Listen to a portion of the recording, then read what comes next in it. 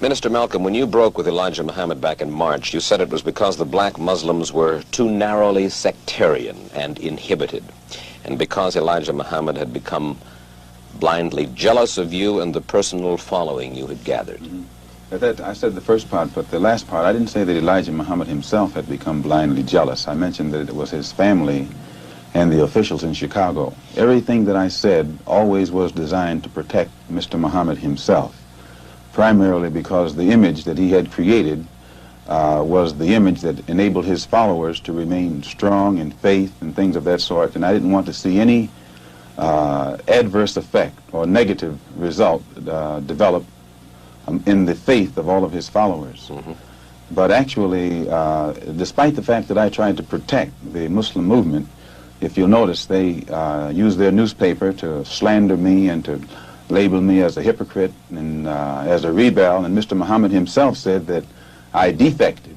Well, in reality, I never even left the Muslim movement. They put me out, and they put me out because of what I knew, and what I knew was told to me by Mr. Muhammad's son, Wallace Muhammad himself. They put me out and they put him out. Well, now, first of all, let's find out what it is that Wallace Muhammad, Elijah Muhammad's son, told you. Well, number one, if you notice, the stick that I always used in presenting, representing, and defending the Muslim movement was the fact that it had the ability to reform the morals of the so-called Negro community. It eliminated drug addiction, alcoholism, fornication, adultery, loose sexual behavior, which meant that it eliminated bastard babies, illegitimate children. Well, as long as I knew that this was what it represented, and it gave me a strong stick, I could represent it and defend it. But we had a law which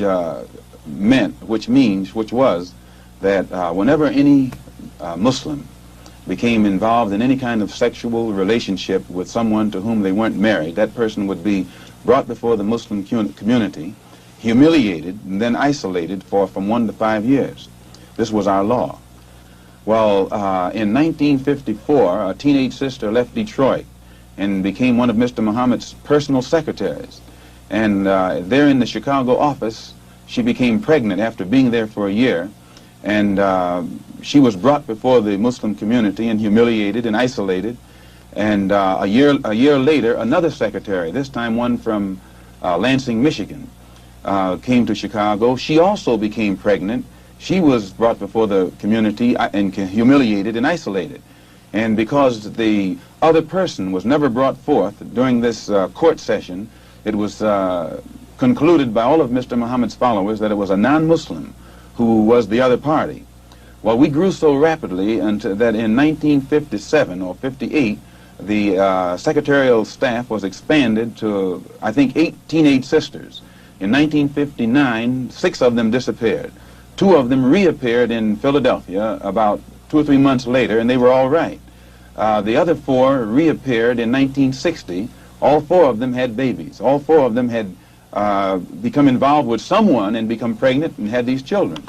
So it was, from what I now know, when the 4 of them got back to Chicago and began to compare notes, they found that the same man had told all of them the same story and had made all of them pregnant, that the same man was the father of all 4 of their children and had also been the father of the children brought forth by the 2 secretaries who preceded them. So this story was kept among these sisters until 1962. 2 of them rebelled against the person who was responsible and began to tell the story all over the city of Chicago. It caused many of the Muslims in the Chicago mosque to leave and go back out in the street. They knew it, and I knew nothing about it until 1963 when Mr. Muhammad's son, who had been in prison, came out, and he had been a minister. He was very religious and spiritual, and when he began to hear these rumors around Chicago, he went to one of the sisters, and the sister admitted to him that the rumor was true. And it was he who first told me about it. And when he told me about it, I wrote to Mr. Muhammad and told him about it, and he admitted that he had a knowledge of it, and that he'd given me a religious explanation that would fit into prophecy and all of that, so I was quiet. And it wasn't until October of 1963 that it came up again. And when it came up again, I realized that the same person who had made these other sisters pregnant was still busy doing the same thing. He hadn't stopped. two of the sisters had 2 children by the same man. And one of those 2 sisters was pregnant still, getting ready to have a 3rd child by the same man.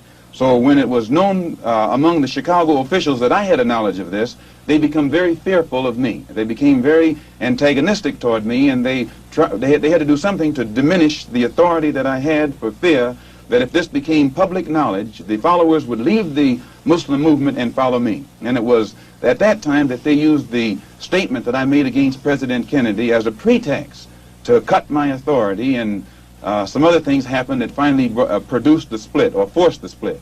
And when I made the split, the only reason that I didn't make this public knowledge was I knew the implications, and I felt that if the Muslims who were in the Nation of Islam knew it, that which enabled them to be so strongly religious and exercise moral discipline would be shattered, and it would cause all of them to go right back and start doing the things that they had been doing previously.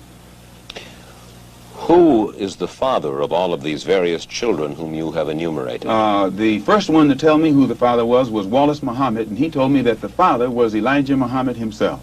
One of the sisters, he went to the home of one of the sisters, and when he walked in the door, she says, "I want to let you see something." And she showed him her child. She said, "Here's your brother, and your father is the father of this child." And then I questioned the sisters myself, because I was shook up. And they admitted to me that Elijah Muhammad was the father of their children. And I took it to him. And it was at that time he told me that he was Muhammad, the prophet, and that Muhammad had 9 wives. He also told me that he was David. He was the modern David, and that he was the modern Solomon, and that it was meant for him to fulfill today all of the things that they did back there. And how many of these illegitimate children did he father with the sisters? Well, he made 6 sisters pregnant. They all had children. 2 of those 6 had 2 children. One of those 2 is having a child right now. I am told that there is a 7th sister who is supposed to be in Mexico right now, and she's supposed to be having a child by him. For one thing, when you first separate from your wife, it's a physical separation, but it's not psychological. You still have feelings for her, and you protect her. But after the physical separation has taken place for a while, it becomes a psychological separation. It was the same way with me and the Muslim movement. When I first separated, it was a physical separation, but my feeling was still there. And it was only after my trip into the Muslim world and in my pilgrimage to Mecca that I really was able to exercise the objective approach to it that enabled me to see that something had to be done to bring this to light. Otherwise, a whole lot of innocent people would be killed needlessly. Well, these revelations that you are now making about Elijah Muhammad, what effect should they have on his following? Well, I very much doubt that any of his followers who really are aware of what he has done would continue to follow him. He may try and justify it by saying that he's a Muslim, and that a Muslim has a right to these wives. If this were the case, these sisters should not have been humiliated. These sisters have been looked upon for the past 5 years, or 6 years, or 7 years as being guilty of having committed fornication. They have been debased. They have been degraded. I have heard him himself refer to them as having disgraced him. So if they were his wives, he should have given them a position of respect so that all of his followers would respect them, and that they would have the protection of his followers today. Well, do you feel that you then perhaps now should take over the leadership of the black Muslims? No, I have no desire to take over the leadership of the black Muslims, and I have never had that desire. But I do have this desire. I have a desire to see the Afro-American in this country get the human rights that are his due. I believe that the Islam religion is the best religion for our people because it creates unity, and it gives one dignity and racial confidence and all of these things that are necessary to make a complete human being. Are you not perhaps afraid of what might happen to you as a result of making these revelations? Oh yes, I probably am a dead man already. What do you mean? Well, when you understand the makeup of the Muslim movement and the psychology of the Muslim movement, as long as if I myself, by having confidence in the leader of the Muslim movement, if someone came to me and I had no knowledge whatsoever of what had taken place, and they told me what I'm saying, I would kill them myself.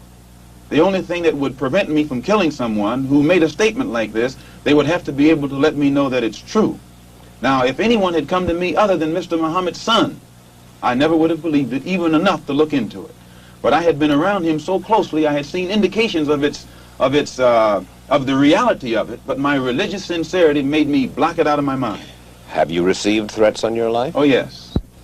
I first received threats on my life in December. In December. No, not in December, in January. When it first became known that I had come back to New York and told the captain of the fruit in New York, who was my right-hand man formerly, and also the secretary of the New York Mosque and the minister in Boston. When it became known that I had told them, then an effort was made to shut me up. One brother encouraged to go out to my house and shut me up. And fortunately, it was a brother who was well capable of doing so, but it was a brother who was highly intelligent. He was academically equipped to think for himself. And what he was told to do didn't add up. And fortunately, he was the one who put out a feeler to me to find out what was wrong. And I opened his eyes. And then he opened the eyes of the same crew whose job it is to do this kind of work. You mean he was going to kill you? Oh, yes. One of them was, an attempt was made to get one of them to wire my car with an explosive. That one is with me right now. Well, fortunately, while I was among the Muslims, I never lived beyond my means, and I have learned how to live within means. And I still have the clothes that that was provided for me at that time. I'm in the house that was provided for me, although we're in a court battle, they're trying to get it back. And I have made this statement to them concerning the house, that they could have it. If they would take me back, that they would permit me to come before the Muslim movement, the rank and file, and explain or defend myself against all of the charges that they've made against me, they could have the house. But they are going contrary to their own laws by standing up in the mosque and indicting me, but never giving me a chance to defend myself. And they say that no one can judge me but Mr. Muhammad. In this case, Mr. Muhammad can't sit as judge because he's involved in the case. Elijah Muhammad says of the Muslims, we carry no arms, and we do not seek to win victory with arms. We do nothing to others that we would not have done unto us. The two brothers were sent after me with revolvers by Joseph, the captain of the fruit in New York. They were armed.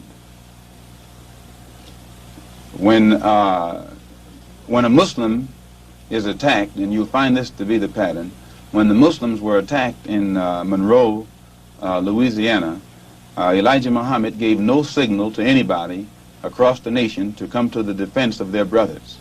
When our brothers were attacked in Los Angeles, again Elijah Muhammad gave no signal to anybody to come to the defense of those brothers. Never have the Muslims anywhere in the country gotten any kind of instruction from the national office or headquarters on how to defend themselves when they are attacked by outsiders. The only times the Muslims have ever been given any instructions to commit violence is when that violence is directed against a fellow Muslim. His followers are violent against Negroes. Against Negroes? Yes, his followers will go out and attack another Negro, like they will attack me, or they will brutalize a fellow Muslim who breaks the law. But you don't find those same followers going out and becoming involved in the Negro struggle in any way whatsoever. Now, the violence that he accuses me of is my tendency to want to participate in the struggle of the Negro at all levels. This is what he calls violence. One question before we go further with that. Has Wallace Muhammad left the black Muslims? Wallace Muhammad was put out of the Muslim movement right along with me. As far as you are concerned, you will accept the fealty, if you will, of any Negro anywhere under any conditions?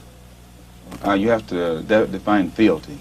Well, you want them to give you their loyalty. Not me, their loyalty. I'm not seeking for the loyalty of any Negro, but I am seeking that for Negroes to learn how to be loyal to themselves. And when the Negro learns how to be loyal to himself, our problem is pretty well solved. Minister Malcom, you have suggested that there are all kinds of movements in Harlem growing that you and I don't know about? Oh, yes. Frustration itself has been sufficient, all that was necessary to make Negroes realize the importance of banding together.